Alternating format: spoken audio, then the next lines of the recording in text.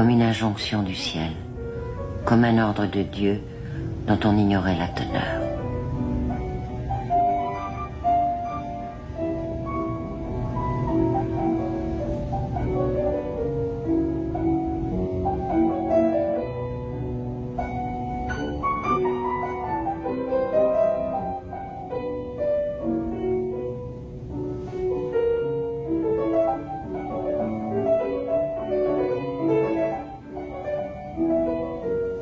Elle avait pleuré parce qu'elle avait pensé à cet homme de Cholon, son amant.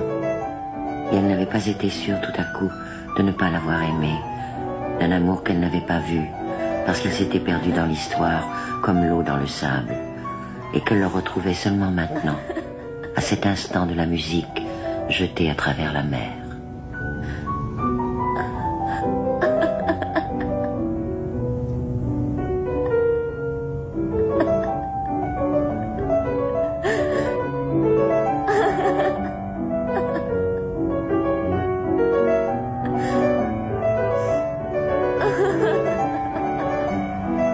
Des années après la guerre, après les mariages, les enfants, les divorces, les livres, il était venu à Paris avec sa femme.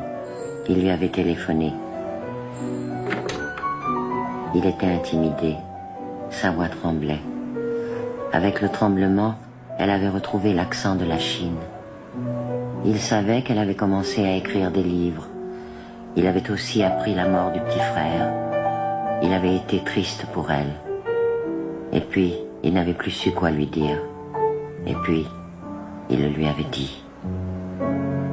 Il lui avait dit que c'était comme avant, qu'il l'aimait encore, qu'il ne pourrait jamais cesser de l'aimer, qu'il l'aimerait jusqu'à sa mort.